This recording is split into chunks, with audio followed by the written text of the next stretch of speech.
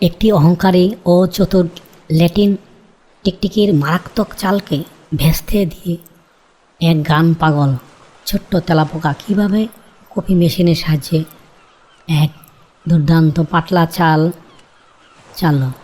শুনুন সেই রোমাঞ্চকর গল্পটি। হ্যালো বন্ধুরা, আজকের গল্পের নাম টিকটিকির ভুল ও তেলাপোকার বুদ্ধি। ল্যাটিন আমেরিকার দিনের বেলায় এক ল্যাটিন কাফেতে কত মানুষ আসত। বাতাসে ভেসে বেড়াতো খাটে কলম্বিয়ান কফির সুবাস আর চটপটে টেকো নাচকের গন্ধ। কিন্তু রাত 12টা বাজলেই কাফেটা হয়ে যেত একবারে নিঝুম। আর তখনই শুরু হতো কাফের আসল বাসিন্দাদের আনাগোনা। মেঝের এক কোণ থেকে বেরিয়ে আসতো কার্লোস তেলাপোকা। কার্লোস ছিল বিষম গান পাগল।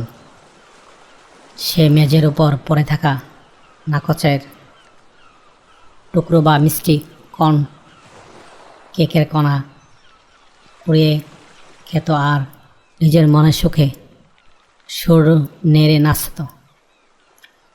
কিন্তু উপরের কাঠের দেওয়ালে ওত পেতে বসে নাচত টিকটিকি মাতেওর একটা বড় সমস্যা ছিল। সে নিজেকে অতিরিক্ত বুদ্ধিমান ভাবত। সে কার্লোসকে প্রতিদিন দেখে ভাবত, এই পোকাটা এত চটপটে যে একে সরাসরি তাড়া করলে ধরা কঠিন। তাছাড়া এক লাফে একে ধরতে না পারলে কাফের বিড়ালটা জেগে যেতে পারে। একে ধরতে হলে নিজের ছন্দকে ব্যবহার করেই ভুল লাইনে গিয়ে যেতে হবে। মাতেও খুব সাবধানে দেয়ালে নিজের রং বদলে কাঠের আসবাবপত্রের সাথে মিলিয়ে নিল। সে এমন এক চালের চক্রান্ত করতে লাগলো যাতে কার্লোস নিজের ভুল ধরা পড়ে। কাফের কাউন্টারের ওপর এক বাটি ল্যাটিন আমেরিকা বিখ্যাত স্পেশাল সালসা সস রাখা ছিল।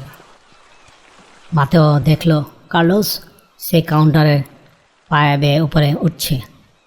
মাতেও এবার তার চাল চালল। সে ইচ্ছা করে কাউন্টারের উপর থেকে একটা ছোট্ট কাঠের চামচ লেজ দিয়ে ধাক্কা মেরে নিচে ফেলে দিল। সাথে সাথে সানসান শব্দ হতেই কার্লোস চমকে উঠে থমকে দাঁড়ালো। সে উপরের দিকে তাকাতেই দেখল মাতেও তার ঠিক এক হাত উপরে দেয়ালে লেপ্টে আছে। মাতেও কুটিল হেসে বলল, কার্লোস, তুমি ভাবছ চামচটা এমনি পড়েছে? না, ওটা আসলে তোমার মনোযোগ ঘোরানোর জন্য আমার একটা ছোট্ট চাল মাত্র। আর তুমি সেই ফাঁদে পা দিয়ে দাঁড়িয়ে পড়লে। এবার আমি এক লাফে তোমাকে আমার মুখের ভিতর পুরে নেব। কিন্তু মাতেও এবার একটা মস্ত বড় ভুল করে ফেলল। সে নিজের চাতুরি জাহির করতে গিয়ে কার্লোসকে পালানোর জন্য 1 সেকেন্ডের বাড়তি সময় দিয়ে দিল। আর কার্লোস চটপটে পোকার মতো 1 সেকেন্ড মানেই একটি জীবন। কার্লোস ভয় পাওয়ার বদলে মাথা ঠান্ডা রাখল। সে দেখল মাতেও যেখানে বসে আসে তার ঠিক পাশেই রয়েছে কাফের কফি মেকার মেশিন, যা থেকে তখন হালকা গরম ভাব বের হচ্ছে। কার্লোসের মাথা খেলে গেল এক দুর্দান্ত বুদ্ধি। কার্লোস ফাটলের মুখ থেকে বের হয়ে একটু পিছনে হটে বলল, মাতেও ভাই, তুমি সত্যি খুব চালাক। চামচ ফেলে আমাকে থামিয়ে দিলে, কিন্তু তুমি শিকার হিসাবে যত বড়ই হও না কেন, ল্যাটিন আমেরিকার সবচেয়ে সুস্বাদু জিনিসটা কিন্তু তুমি আজ মিস করতে চলেছ? মাতেও তার চোখ দুটো বড় বড় করে বলল, কিসের সুস্বাদু জিনিস? আমাকে বোকা বানানোর চেষ্টা করছে না তো? কার্লোস খুব লোভনীয় গলায় বলল, আরে না ভাইয়া, এই কফি মেশিনের পেছনে কাফের মালিক আজ এক টুকরো স্পেশাল ল্যাটিন চকলেট কেক ফেলে গিয়েছে। ওই কেকের যা মিষ্টি সুস্বাদু আর সুবাস, তা যদি তুমি একবার খাও তবে প্রতিদিন এই পোকামাকড় খাওয়ার কথা ভুলেই যাবে। তুমি তো দেয়াল ছেড়ে ওই মেশিনের পিছনে ঢুকতেই পারবে না। তোমার শরীরটা বড্ড বেশি বড়। চকলেট কেক এর নাম শোনা মাত্রেই মাতেওর পেটের ভিতরে খিদে যেন দ্বিগুণ হয়ে গেল। তার উপর নিজের দক্ষতার উপর এত বড় অহংকার সে যে সহ্য করতে পারল না। মাতেও বলল, আমি পারবো না। এই মাতেও ঢুকতে পারে না এমন কোনো জায়গা নেই এই ক্যাফেতে। আমি এখনই ওই কেক সাবার করে দেখাচ্ছি, তারপর তোমাকে খাবো। লোভের বশে আর নিজের অহংকারের চরম ভুলে মাতেও কার্লোসকে ছেড়ে সোজা লাফ দিল সেই কফি মেশিনের পিছনের সরু জায়গাটাতে। মাতেও যেন না কফি মেশিনের সরু পাইপের ভেতর নিজের শরীরটা গলিয়ে দিল। অমনিতে সে বুঝতে পারল সে একটা মস্ত বড় ভুল করে ফেলেছে। সেখানে কোনো চকলেট কেক ছিল না, বরং কফি মেশিনের গরম জলের পাইপ থেকে অনবরত তীব্র গরম ভাপ বের হচ্ছিল।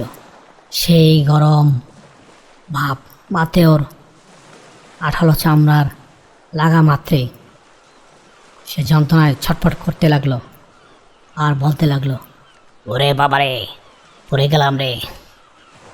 চিৎকার করে উঠল মাতেও। জায়গাটা এতই সরু ছিল যে সে চট করে পিছনে ফিরতে পারছিল না। তার লম্বা লেজ গরম পাইপের সাথে আটকে গেল।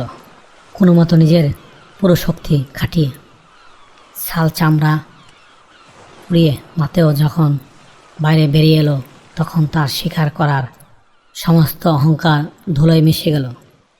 সে যন্ত্রণায় মেঝেতে গড়াগড়ি খেতে লাগলো। কার্লোস তখন কাউন্টারের উপর নিরাপদ দূরত্বে দাঁড়িয়ে নিজের দুই সুর নেড়ে যেন মেক্সিকান নাচছিল। সে ওপর থেকে বলল, কি হে মাতেও ভাই, অন্যের বুদ্ধিকে ছোট করে নিজের চাতুরি দেখাতে গিয়ে কি হলো? এখন কফি মেশিনের গরম ভাপ খেয়ে কেমন লাগছে? কেমন লাগছে? মাতেও লজ্জায় ব্যথায় আর কোনো কথা বলতে পারল না। সে কোনো রকমে কাফের ভাঙ্গা জানালার ফাঁক দিয়ে রাতের অন্ধকারের মধ্যে পালিয়ে গেল। সে বুঝতে পারল নিজেকে অতিরিক্ত চালাক ভাবাটাই ছিল তার জীবনের সবচেয়ে মস্ত বড় ভুল। হ্যালো বন্ধুরা, আজকের গল্পটি কেমন লাগলো কমেন্টসের মাধ্যমে নিচে জানিও। আবারও দেখা হবে অন্য কোনো গল্পে। ততক্ষণ ভালো থাকো, সুস্থ থাকো। ধন্যবাদ। Thank you for watching. Please subscribe.